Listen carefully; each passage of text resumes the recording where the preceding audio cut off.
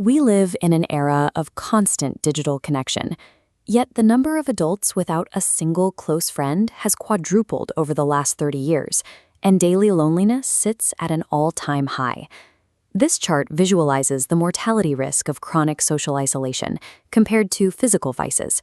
Chronic loneliness triggers systemic bodily inflammation, creating physiological damage comparable to smoking 15 to 20 cigarettes a day.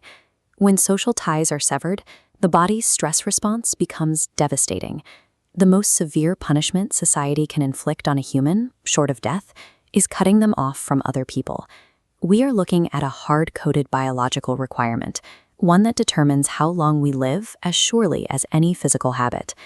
When Charles Darwin formulated his theory of natural selection, the core premise was straightforward. Individual genetic traits are optimized for selfish survival and replication.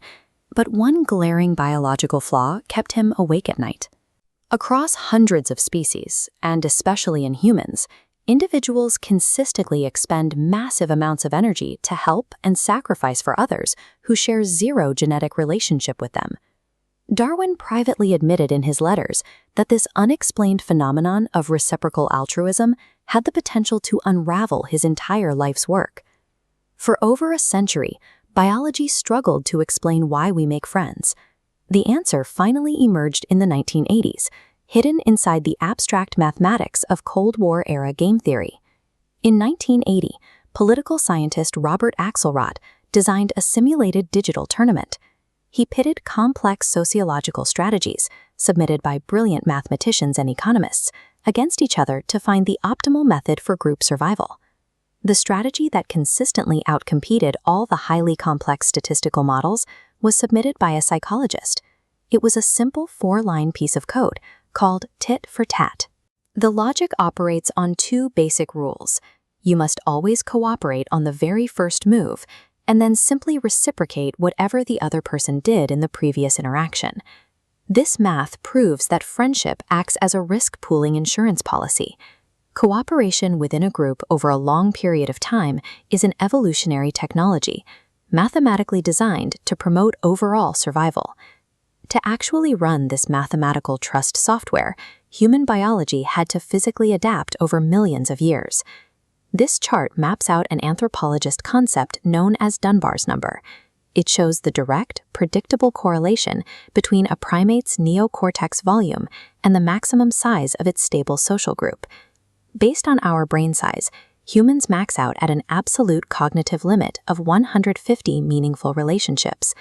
When you filter that down, we only have the capacity for about 5 deeply intimate connections. The human neocortex expanded to manage the immense cognitive load required to navigate and track these intricate social networks. When we activate this social hardware by interacting with a friend, the physical changes inside our heads are striking. Scientists call it interpersonal neural coupling. During a conversation, specialized mirror neurons cause two brains to physically fire in the exact same patterns, synchronizing the neural activity between the speaker and the listener. In fMRI studies, close friends exhibit matched neural responses across multiple regions of the brain. Their neurons align when watching videos together, and even when simply resting in the same space. This level of neural alignment allows two separate individuals to co-regulate their stress levels and share a single emotional state. If we are biologically hardwired with this incredibly advanced neural machinery, why does making a new friend as an adult feel so impossibly difficult? Much of the struggle comes down to the peak experience fallacy. This is the mistaken assumption that friendships are forged through intense cinematic adventures. Psychological research shows that peak experiences do not actually create friendships. They only serve to solidify connections that have already been slowly and quietly established. Thousands of years ago, Aristotle observed that deep virtue friendships cannot exist without first starting as basic transactional utility friendships based on shared interests. Chasing dramatic bonding moments actively prevents adults from putting in the slow, repetitive foundational work required to form a genuine connection.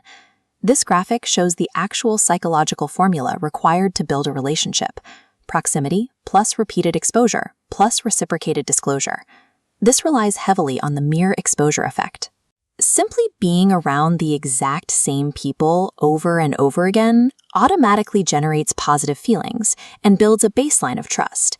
Joining a club or a sports team serves as a functional anchor, a reliable excuse to force the repeated interactions that trigger the mere exposure effect. The slow, boring accumulation of mundane, everyday interactions provides exactly the tit-for-tat data our evolutionary hardware needs to run properly. Stop searching for an instant soulmate.